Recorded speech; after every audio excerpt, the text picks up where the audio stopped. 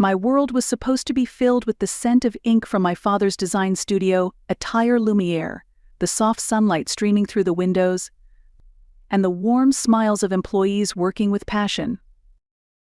Lucy, this merger is the best decision for both of us and for both companies. Why can't you see that? The air in the conference room turned tense. Across from me, my fiancé, Jeff Owen, tapped the table with his fingers, his frustration thinly veiled. He was the heir to Apex Corporation, one of the country's leading conglomerates. His chiseled features belied the cold ambition gleaming in his eyes. The best decision? Jeff, that's for Apex's benefit, right? My company is the dream my father built from nothing. Our employees are like family. I won't let you use them to patch up your failing business. You make it sound so bad. I'm telling you, this is a strategic partnership. There was a patronizing edge to his voice. Ever since my father passed away 2 years ago and I took over as CEO, Jeff's attitude had begun to shift. The man who once praised my talent and stood by me now viewed my work as just another pawn in his grand scheme. My father's words, spoken in a raspy voice as he held my hand on his deathbed, echoed in my mind. Lucy, Jeff is too ambitious. There's a hunger in his eyes that can't be satisfied. Love can give us strength, but it can also blind us. Never lose yourself, no matter what. Back then, blinded by love, I dismissed his warning as old-fashioned worry. How foolish I was. This discussion is over. Attire Lumiere will remain independent. That's my decision and my father's wish. When I said it firmly, Jeff fell eerily quiet, then exhaled with a soft laugh. Fine. If that's how you feel, we'll take a break. Cool off a little. His sudden calm sent a chill down my spine. That night, when I got home, my younger sister Alyssa was waiting for me in the living room. She had always been a dreamy girl, drawn to anything sparkly. I knew she carried complicated feelings toward me, the ever-perfect big sister. Welcome back, Lucy. Look at this. She held up her phone, showing a tropical resort photo. Jeff said you've been working too hard lately. You've got that important design competition in Italy next week, right? He thought you should unwind a little before then, so he arranged everything. An overseas trip? That's sudden. But it's such a big opportunity. Your designs are amazing. You're definitely going to win. Alyssa's innocent smile and Jeff's unexpected kindness, it all made me uneasy. Something unseen lurked behind their gestures. Still, this competition could be a turning point for the company. Saying no wasn't an option. Thanks, Alyssa. I'll think about it.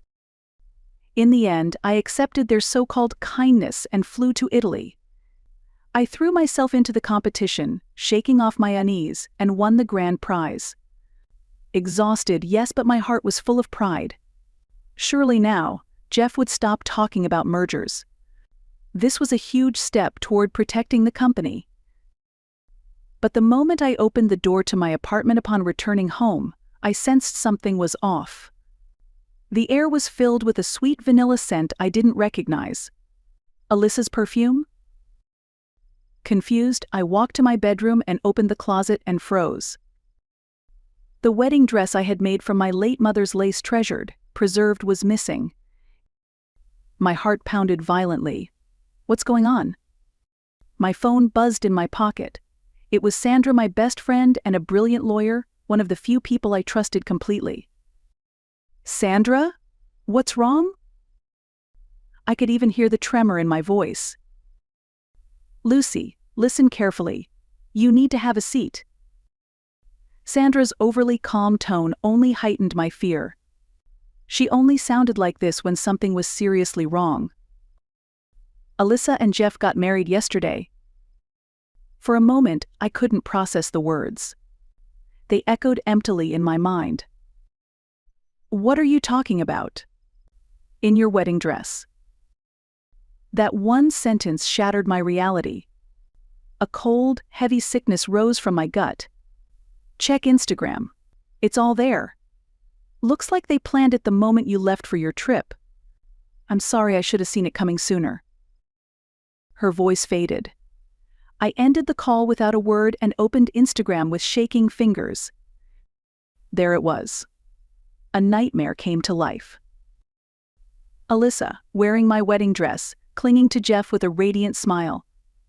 A luxurious chapel, an extravagant reception, laughter among friends. Dozens of photos pierced me like knives, flooding my timeline. And the most recent post from Alyssa's account. A photo of the two of them, captioned, "The moment we realized it was fate. Sorry, Lucy. But sometimes love and business don't wait." Love and business? In that instant, everything clicked into place. The trip. Alyssa's suggestion. Jeff's sudden warmth. That single word, business. Their goal was never just to steal my fiancé. Their goal was to push me out. It wasn't just about stealing my fiancé.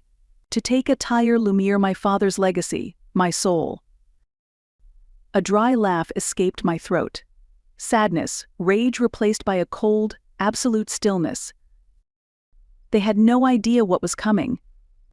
My phone buzzed again. This time, it was Kevin, the loyal head of accounting who had supported the company since my father's era. A red icon flashed on the screen, urgent. "We have a problem. Jeff is demanding an emergency shareholders meeting, citing your absence.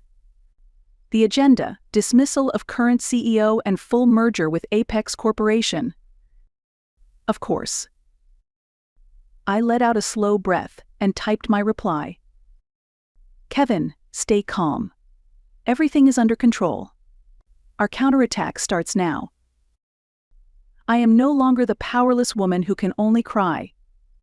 I will protect the company my father built and the people within it. If I must become a devil to do so, then so be it." I redialed Sandra's number. "Sandra, it's me. I don't have time to cry. This is war." I've been waiting to hear that voice. Where do we start? First, hire the best IT investigator out there. I want someone who used to be a hacker, someone who knows how the underground works. I need access to Jeff's laptop, phone, company servers, everything. Trace the money. Track the women. I don't care how much it costs. Got it. I know someone who fits the bill. What's next? The marriage. Between Alyssa and Jeff. They must have filed the paperwork by now. But there's a chance it can be invalidated. What do you mean? Legally, Jeff was still my fiancé.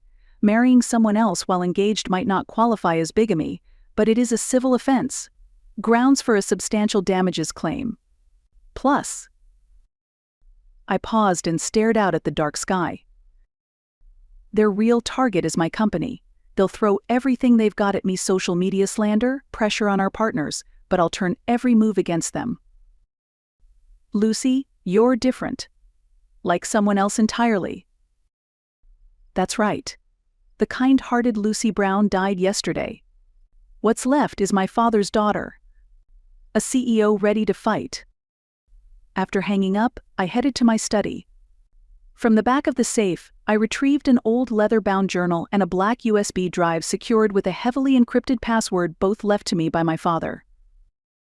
In his journal, he had written, "The Owen family's methods are reckless and dangerous. They've never built, they've consumed and destroyed. Jeff carries that legacy in his blood. If anything happens to me, I can only hope Lucy sees him for what he truly is. The final trump card is on this USB." The final trump card. I gripped the USB tightly. I didn't have the password yet, but I would find it. Jeff. Alyssa, you started this game.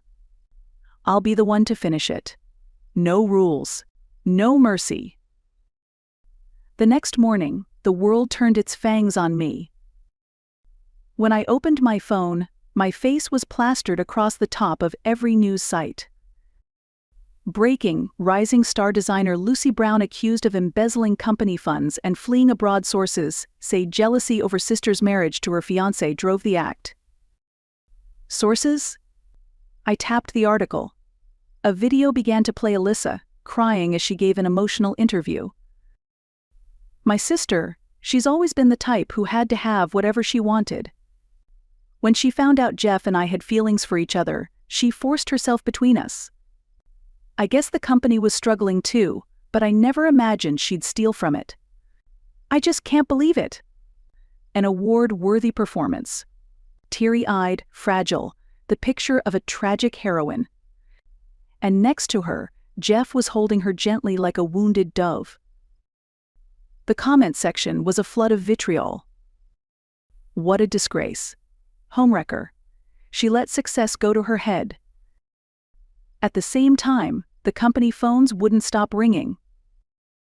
Partnerships terminated, banks revisiting our loans, panicked employees demanding answers. Is this true? What's going to happen to us? Jeff's assault was brutal, swift, and precise. He wasn't just trying to humiliate me, he was trying to annihilate me. Everything I'd built. Everything my father had entrusted to me. It was all falling apart. That afternoon, I sat alone in my office, staring at my father's portrait. The sky outside was thick with dark, churning clouds. Maybe this really was the end. Dad, I'm sorry. I couldn't protect your company.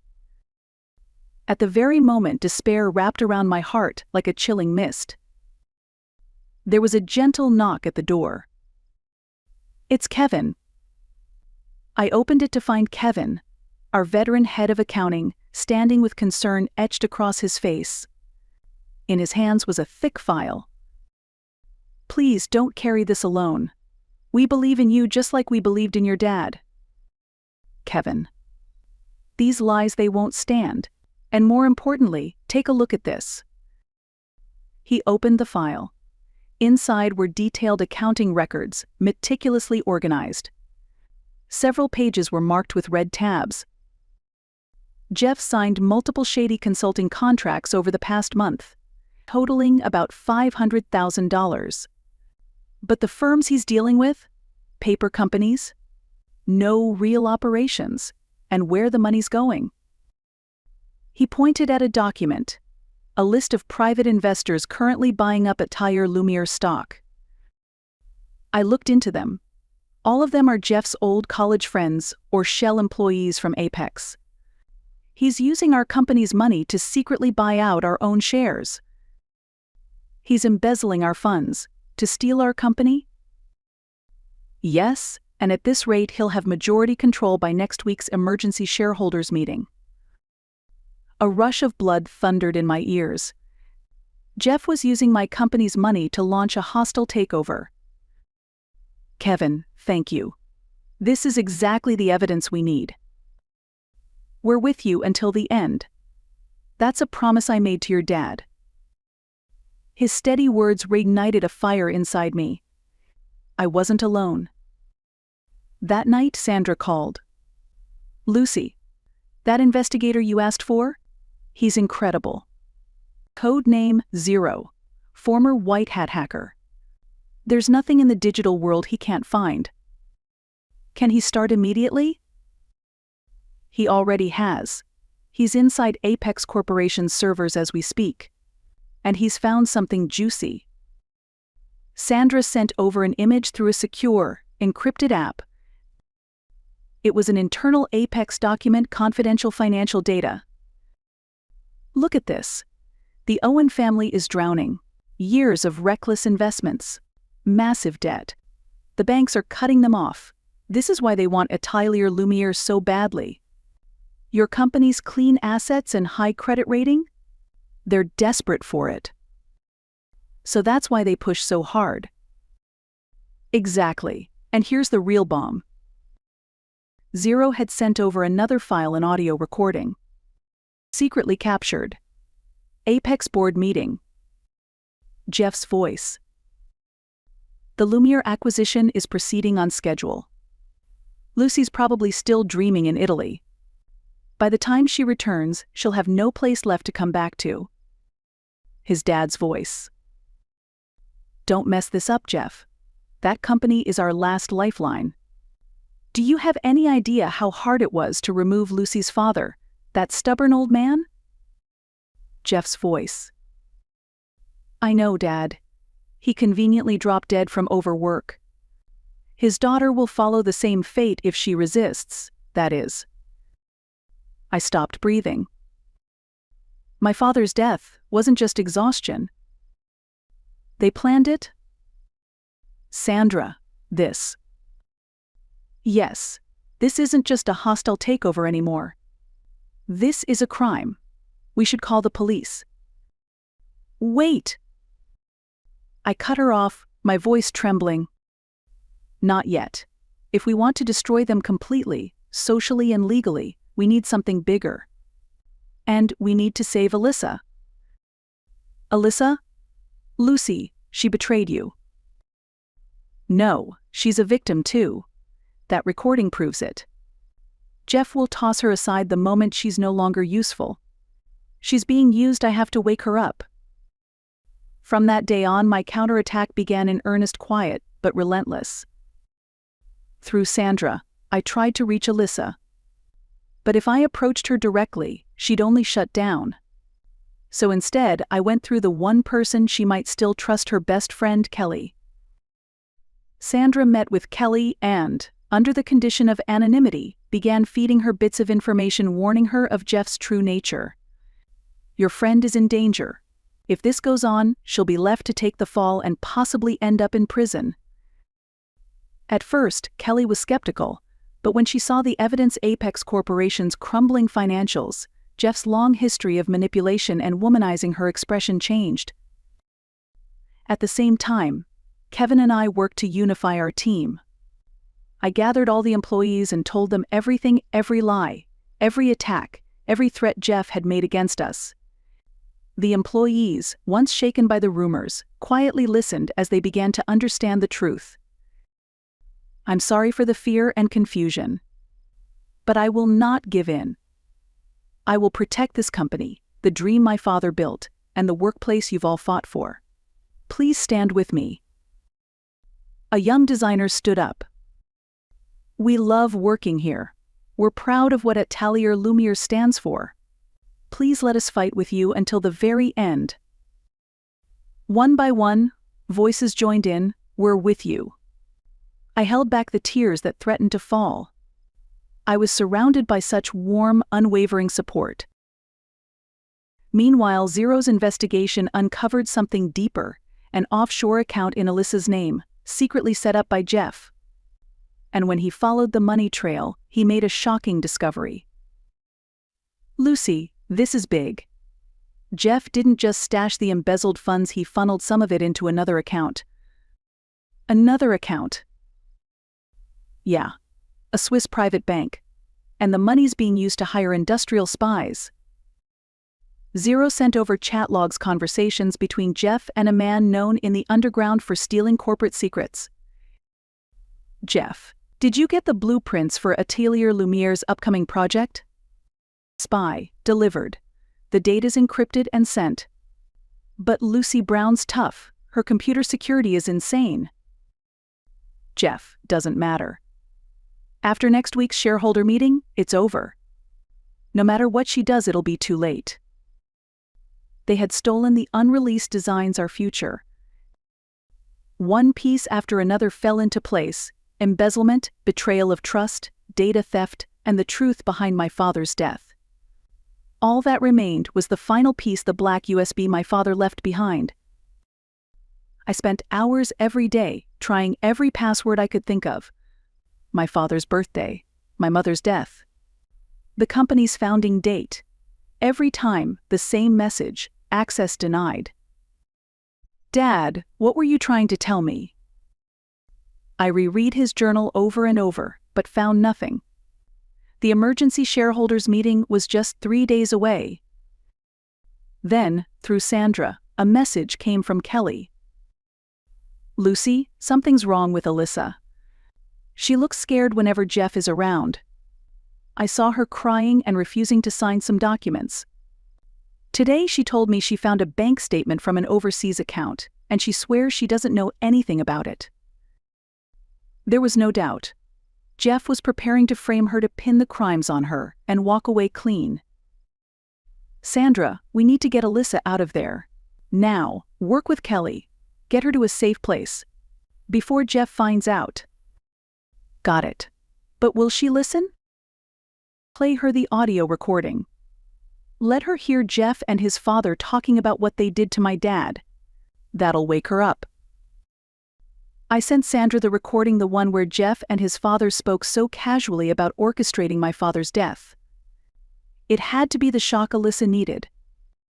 The day before the shareholder meeting. I sat alone in my office, flipping through my father's journal. We had enough evidence to bury Jeff legally and socially. But I knew, the real truth, what my father really wanted me to know, was inside that USB. Then, I noticed something I'd missed.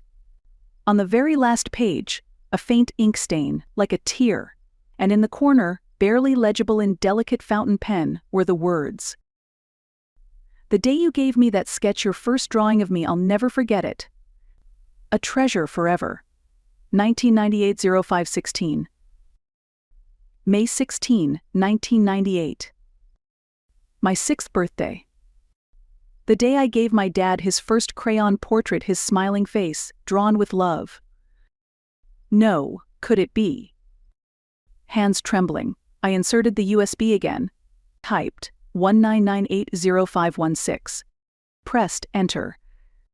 Click. The screen lit up. Access granted. One video file, titled, To My Beloved Daughter, Lucy. I held my breath and clicked on the file. On screen appeared my father, thinner than I remembered, but smiling gently. Lucy, if you're watching this, it means something happened to me. And you're now fighting alone to uncover the truth. His soft voice filled the room. Let me be direct. Jeff Owen is our enemy. He stole my company's technology, poached my staff, and mentally cornered me. All of it calculated moves to take Atelier Lumiere legally. I resisted, but I may be nearing my limit. My father paused, then coughed weakly, clearly struggling. But Lucy, don't let revenge consume you. True strength doesn't lie in destruction, it lies in protecting, nurturing. You have that power. This video is my final gift to help you do just that. He then held up a document to the camera. This is a confidential contract between the founder of Apex Corporation, Jeff's grandfather, and myself. In exchange for my technical contributions, the Owen family agreed to ensure Atelier Lumiere's permanent independence, and to never pursue a hostile takeover. If they violate this agreement, all rights Apex holds concerning Atelier Lumiere become void. It was the ultimate reversal. The ace in the hole. Our family's final trump card. Lucy, I hope you find happiness. Live strong. The video ended. I sat frozen. Tears streamed silently down my cheeks, falling onto the keyboard. Thank you, Dad. I'll fight. Just like you taught me to protect what matters. I stood up and looked out at the night skyline. The air felt like the stillness before a storm. Jeff Owen, your party's over. Tomorrow's shareholder meeting will be your execution. The hotel hall hosting the emergency shareholder meeting was thick with tension. Whispers of worry buzzed from board members and shareholders. Cameras flashed nonstop. At the center of it all stood Jeff Owen, puffed up like a conquering hero. Next to him was his father, the chairman, looking visibly shaken. But Alyssa was nowhere to be seen. Jeff's face briefly flickered with unease before he plastered on a smug smile. From the back of the room, Sandra and I watched in silence. I wore a sharp black suit. A few shareholders turned and shot me contemptuous looks, but I barely felt them. We now call to order this emergency shareholder meeting for Attire Lumiere. The chairman's voice silenced the room. Jeff stepped forward and theatrically cleared his throat. Ladies and gentlemen, thank you for gathering here today. As the largest shareholder and as Lucy Brown's former fiancé, deeply regret the circumstances that have brought us here. He looked around, feigning pain. After she embezzled funds and vanished, Attire Lumiere stands at a crossroads. In response, I have made a difficult decision. I propose that Apex Corporation absorb and rebuild this historic company. And as a first step, I formally submit a motion to dismiss Lucy Brown as CEO. Jeff's voice rang out across the hall. His loyal shareholders responded with eager applause, as if they'd been waiting for this moment. Just as the chairman prepared to call the vote. Objection. My clear, unwavering voice cut through the tension in the room like a blade. All eyes turned to me. Sandra and I walked slowly down the center aisle, as if down a warpath lined with shareholders. Jeff's face contorted with shock and rage. Lucy, how the hell are you? This is my company's shareholder meeting. Why wouldn't I be here? I ignored him and stepped to the mic, addressing everyone. Good afternoon. I'm Lucy Brown. Thank you all for entertaining this circus. But the performance ends here. Now, it's time for the truth. Sandra activated the presentation. First, let's address Mr. Owen's claim to be the majority shareholder. That claim is under serious dispute. The screen lit up with transaction records that Kevin had uncovered: paper companies, fake consulting contracts, and secret stock purchases by Jeff's associates. Jeff Owen embezzled over $500,000 from our company to secretly purchase shares under the names of dummy entities. This constitutes both breach of fiduciary duty and criminal embezzlement under corporate law. The room erupted in gasps. Jeff's face turned crimson. Lies. There's no proof. Oh, but there is. At that moment, a crisp voice echoed from the speakers. My name is Mike, and I serve as Apex Corporation's external auditor. I'm joining remotely today. The screen changed to show Mike's face calm, professional. I saw the chairman, Jeff's father, stiffen. My audit confirms that Jeff Owen withdrew over $5 million inappropriately from Apex over the past 3 years, transferring it to personal accounts. Part of that sum was used to acquire Attire Lumiere shares. He projected confidential financial records onto the screen. The money trail was undeniable. Jeff, cornered, made a final desperate move. That wasn't me. Alyssa. It was all Alyssa's idea. She manipulated me. It was all her doing. Pathetic. But that's exactly what I was waiting for. Alyssa, you say? At my signal, the doors of the hall swung open, and Alyssa entered, accompanied by Sandra. Her eyes were still clouded with fear, but her steps held a faint glimmer of resolve. Sandra spoke firmly. Ms. Alyssa Brown is now our client. She is currently preparing criminal charges against Jeff Owen for coercion and fraud. What? Jeff was stunned. He turned and glared at Alyssa, but she didn't flinch. Jeff, I can't keep lying for you. Lucy, I'm so sorry. And then, the final blow. But Jeff Owen's crimes don't end there. I cued the audio file Zero had recovered. Jeff, did you get the blueprints for Attire Lumiere's upcoming project? Spy, delivered.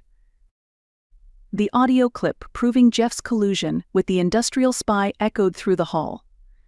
The whispers among the shareholders turned to outrage. Chairman Owen turned ghostly pale, nearly collapsing on the spot. Jeff Owen, you're a fraud, a thief, and an embezzler. I looked down at him in complete silence and spoke quietly. There is no need to vote on his dismissal. because, as of now, he is no longer even a legitimate shareholder of this company. Shares acquired through criminal profit hold no voting rights. I turned to face the entire room. Ladies and gentlemen, I will rebuild Attire Lumiere. And I promise you, it will be stronger, bolder, and more creative than ever before. In response to my powerful declaration, the room erupted this time with genuine, thunderous applause. One by one, I read the names of the board members who had supported Jeff and submitted motions for their removal. Every one of them passed unanimously. The battle was over. Victory was ours. As I stepped down from the podium, uniformed officers waiting at the entrance began to approach Jeff in silence. "Mr. Jeff Owen, we'd like you to come with us for questioning." He looked too defeated to resist. As he was escorted out, he turned back, his eyes hollow, and whispered in my ear. "Don't think you've won, Lucy. If you bring me down, the truth about your father's death will come out. You think I killed him?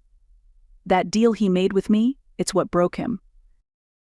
A sharp jolt shot through my chest. But I didn't flinch. I leaned in and whispered back. "I know. But Jeff, you still haven't seen my real trump card." For the first time, true fear flashed across his face. The battlefield masquerading as a shareholder meeting was over. Silence remained in its place.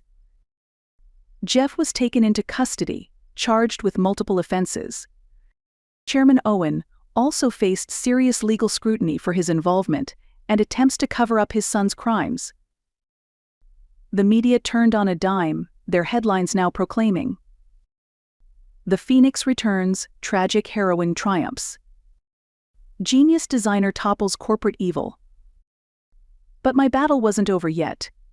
Jeff's final words, "Your father's death is partly your fault too," clung to me like a curse, a thorn lodged deep in my heart. That night, in the CEO's office, I played the video my father had left behind this time. In front of the prosecutor assigned to the case, and the Owen family's legal representative. Sandra and Mike stood beside me, tense and silent. My father appeared on screen. Calm, gaunt, but determined. He spoke of the pressure from Jeff, of stolen technology, of the psychological torment. And finally, he revealed the confidential agreement, the one that guaranteed Attire Lumiere's independence. If Apex Corporation violates this agreement, they forfeit all rights and claims to Attire Lumiere. The moment the video ended, the Owen family's lawyer wiped the sweat from his brow and looked up at the ceiling. This wasn't just a contract, it was a death sentence for Apex Corporation. Every action they had taken against Attire Lumiere now constituted a breach of contract, making them liable to repay all unlawfully obtained licensing fees and profits retroactively. For the already crumbling Owen Corporation, it was the final, fatal blow. The prosecutor turned to me. "Ms. Brown, this video will serve as critical evidence of Jeff Owen's malicious intent. His charges will no longer be considered financial crimes alone. Even in death, my father had protected me, protected us." Weeks later, Alyssa visited my office. Gone were the glamorous clothes. She now wore a plain suit and carried herself with a quiet seriousness. "Lucy." She apologized deeply. "I'm truly sorry. I couldn't see anything clearly. Jeff's sweet words and my jealousy toward you. I lost myself." I said nothing, just watched her. "I know I don't deserve forgiveness. But I want to spend the rest of my life atoning for what I've done. Sandra's taken me on as an apprentice at her firm. I want to help people like me, people who were tricked and hurt." Her eyes held no doubt. She was beginning to walk her own path. "Alyssa," I finally said softly, "your life is just beginning. Make it count." "Thank you, Lucy." I watched her leave the office with quiet dignity. Maybe, just maybe, the twisted bond between us had begun to mend through this long, painful war. As predicted, Jeff received a heavy sentence. Embezzlement, breach of fiduciary duty, data theft, destruction of evidence, and indirect involvement in my father's death. 15 years. He screamed in court, "I'm the victim here." But no one listened. Even his former allies and father abandoned him. Alone in prison, he would face the weight of his sins. Apex Corporation effectively collapsed. The secret contract triggered a massive damages suit. The once mighty empire crumbled like a castle of sand. Chairman Owen resigned. The Owen family name was disgraced beyond repair. Ironically, Mike, the very man who had helped expose their crimes, was appointed to oversee the company's liquidation. He handled it professionally, with no personal bias. That was just who he was. Atelier Lumiere made a miraculous comeback. The scandal, though harrowing, had catapulted the company's name into the spotlight and established me as a designer who refused to bow to corruption. Our team rallied stronger than ever, pouring their energy into creating bold, groundbreaking designs. I, like my father before me, treated my employees as family. I poured everything into building an environment where their talents could truly shine. Mike became my most trusted professional partner. Throughout the process of dismantling and rebuilding what remained of Owen Corporation, we spent countless hours working side by side. His integrity, sharp intellect, and the gentle smile he wore at just the right moments began to draw me in. He was the only man who truly understood my wounds and stood beside me without asking for anything in return. "Lucy, you're one of the strongest people I know," he once said as we walked out after a late-night strategy session. No, I was terrified every step of the way. But I had something worth protecting. You didn't just protect the company. You stood for justice itself. He took my hand, and in that warmth, I felt the ice inside me finally begin to melt. It didn't take long for our partnership to evolve into something more, something lasting. 1 year later, Mike and I stood together in front of my father's grave. Fresh flowers rested at the headstone. "Dad, I did it. I protected your company. Just like you taught me to protect what matters most." I spoke to my father in my heart. The wind rustled through the trees. I imagined his voice whispering, "Well done, my girl." Standing beside me, Mike gently wrapped his arm around me. I had once thought I'd lost everything: my fiancé, my sister, my company. But what I really lost was only the illusion of love, the illusion of trust. From the darkness, I had found something real. The priceless legacy my father left me, and the people who helped me protect it. I used to believe that revenge created nothing. But maybe that was only half true. Revenge born of hatred can destroy everything. But a battle fought with pride, to protect what you love, that kind of fight can create something new, something strong. My real life began that day, the day I stood at the edge of despair and chose to rise. I looked up. Above me stretched a sky blue, endless and clear,